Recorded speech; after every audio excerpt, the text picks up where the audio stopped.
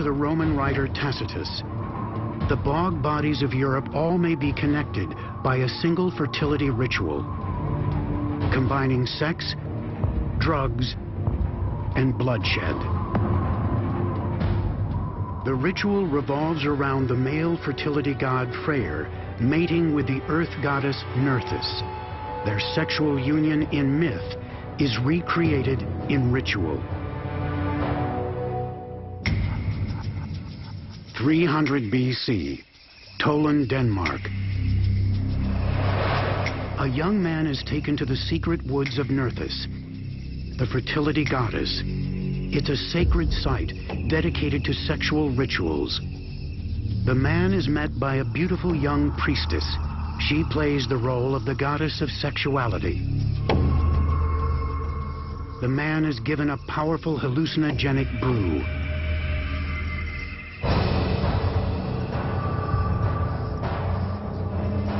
The victim is encouraged to sit in a sacred posture. The posture is seen again and again in Celtic artwork. It seems to be part of a ritual in which someone playing the fertility god is seated and a priestess or someone playing the role of the goddess copulates with him by straddling him. Just at the peak of sexual excitement, he is strangled, beaten, and slashed. Instead of ecstasy, he tastes death. The body is drained of its most fertile fluids. Then it is flung into a bog, lying hidden, perfectly preserved with its wounds, until it emerges in our day. But there's a mystery here. Nearly all the bog bodies have marks of ritual murder. Was the bog itself part of the ritual? And if so, what does the bog do that burial in the ground would not do?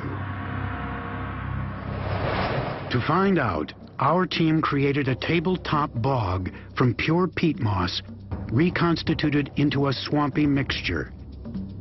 The victims? Chicken carcasses fresh from the butcher. The question is, does a bog naturally preserve flesh?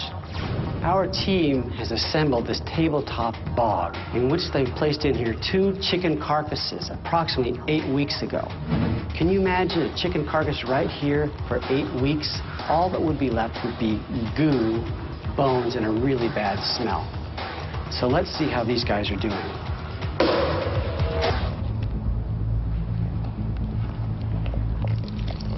This is really amazing. I have an intact chicken. Other than being covered with water and peat moss and being a little bit darker than perhaps in the supermarket, this actually is preserved. After 8 weeks, the chickens show no sign of decay. Ancient peat bogs prove to be efficient preservatives. Chemical analysis has shown that sphagnum moss or peat moss is highly acidic. It's so acidic that it actually kills oxygen-loving bacteria, creating in effect a kind of watery vacuum. This shows us that the Celts knew what they were doing when they placed these bodies in the bogs. They were obviously purposely trying to preserve these bodies for the future for some reason.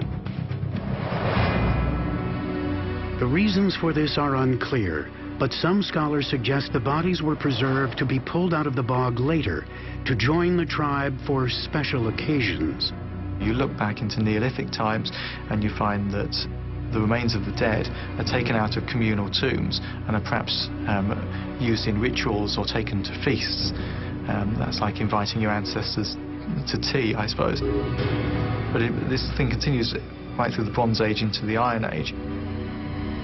Some scholars believe these bog bodies may have been messengers to the gods, grotesque dinner guests at the feast, who then took prayers for fertility and a good harvest back to the gods. Bodies like Tolen Man were then placed in the bogs once again, to appear more than 2,000 years later in our own time.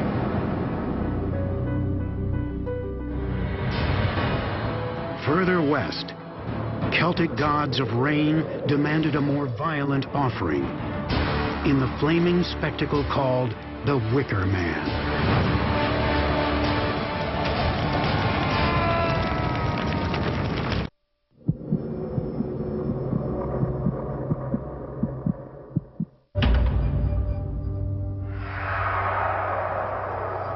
In 1984, an ancient body re-emerges from the depths of the Lindo Moss peat bog in northern England.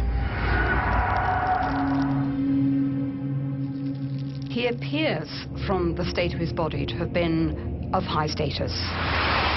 His body was painted, he was well nourished, his fingernails were in excellent condition, and his beard had been neatly trimmed.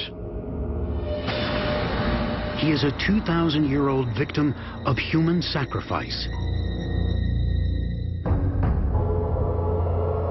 Forensic evidence shows he was not just any victim. The body of Lindo Man doesn't have the muscular development of a farmer or a warrior. He may have been a priest, an offering from a sacred brotherhood of one of their own. The gods don't want your trash. They don't want the village idiot. You have to sacrifice the most valuable people. You want the proudest, most noble, most educated, most capable people. Those are the people that the gods want to see. Northern England, 50 AD. This young man is about to be sacrificed in a ritual known as the Triple Death. The horror begins when a noose is flung around his neck. He is brutally hammered with a thick club. He feels a razor-sharp blade across his neck. The spray of blood is a sign that the gods are pleased.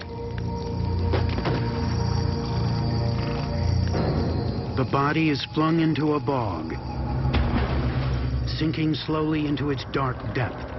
The gruesome evidence of bloodshed preserved for 2,000 years. The reason for his death is mysterious, but the bloody wounds of Lindo Man suggest a link with a mysterious European priesthood based on human sacrifice. The Druids. Druids were the priests of the Celtic people. The Celts were an Iron Age tribe that stretched across Europe from the Swiss Alps to the far shores of Ireland. Little is known about the Druids. They did no writing. They left no records. The Roman writer Lucan reported the Druids worshipped 3 bloodthirsty fertility gods.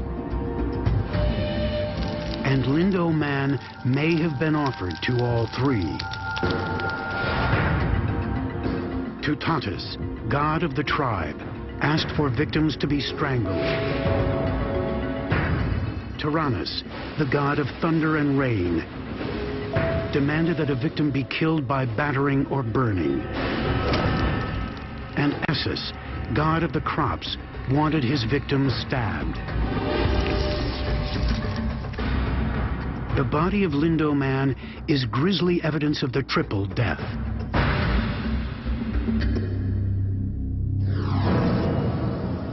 But the Druids didn't just kill their own. 55 BC. While Julius Caesar and his armies are invading the British Isles, in the north of England,